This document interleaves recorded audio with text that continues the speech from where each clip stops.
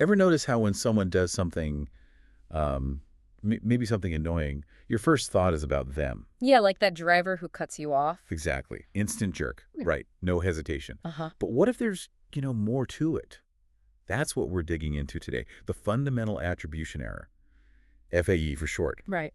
It's this, common mental glitch Yeah. that really shapes how we see people.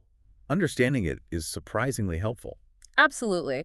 It's basically our tendency to overemphasize someone's personality, their traits. And underestimate the situation they're in when we try to explain why they did something. Spot on. We jump to judging their character instead of thinking, well, what else could be going on around them? So jerk driver, like you said, instead of maybe rushing to an emergency. Precisely. That's the default. Okay, but how's that different from how we explain our own behavior? Because, if I cut someone off, I definitely have a reason. Traffic, late for work. Ah, yeah, that's a great point. That difference is what we call the actor-observer bias. The FAE is specifically about how we judge others.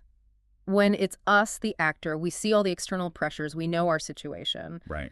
But when we're observing someone else, the person themselves is just more noticeable, more salient. They're right there, the main event. Everything else is just, background noise. Exactly. And our brains, well, they often go for the quickest, easiest explanation. Figuring out the whole situation takes more effort. So it's a cognitive shortcut, basically. Pretty much, yeah. Now, I read somewhere that this isn't universal.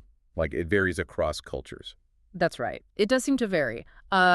Generally, cultures that are more individualistic, think U.S., Western Europe, tend to show a stronger FAE. Okay. Whereas in more collectivist cultures, there seems to be a bit more of a default tendency to consider the situation, the social context. So if someone's late there, the first thought might be different. It might be, yeah.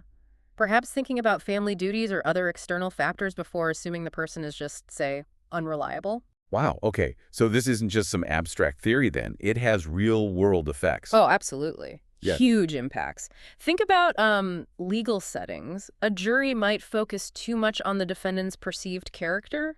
And maybe miss how circumstances might have pushed them. Exactly. Or in politics, blaming a leader's personality flaws instead of looking at, complex systemic issues. I can see that. Even at work, Uh-huh. right? Judging a colleague. Definitely.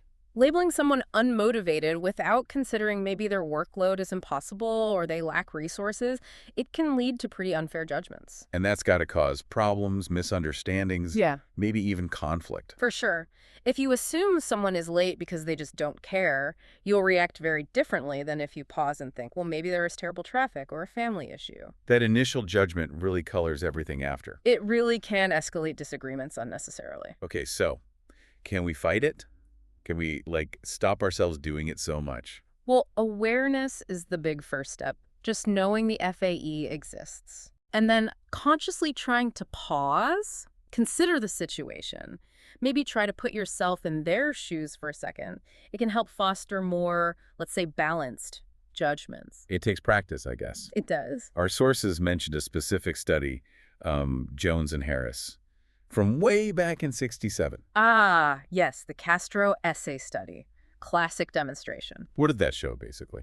Well, people read essays, either pro or anti-Castro. Here's the kicker.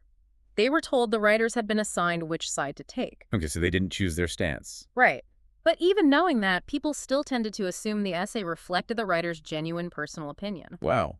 Even when they knew it was assigned. Even then, it just shows how strong that pull is towards attributing things to the person's internal disposition. That makes sense. And I wonder, does being stressed or, busy make it worse? Absolutely. Cognitive load is a big factor. When our brains are tired or overloaded, we rely even more heavily on those mental shortcuts. So the FAE becomes even more likely. Precisely. Less bandwidth to think through the situation.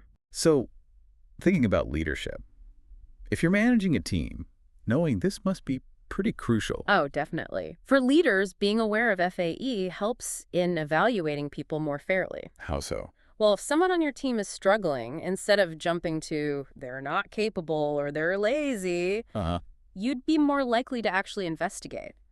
Are there obstacles? Do they need more support? Better resources? Right. It leads to looking for solutions, not just blame. Exactly. It fosters a much more supportive and ultimately more effective management style.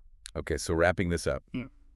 The big idea here is the fundamental attribution error is this really common bias where we focus too much on personality And not enough on the situation. when explaining why other people do things. And it crops up everywhere, potentially causing misunderstandings. That's the core of it. A good reminder that there's usually, more going on beneath the surface. And definitely something to keep in mind.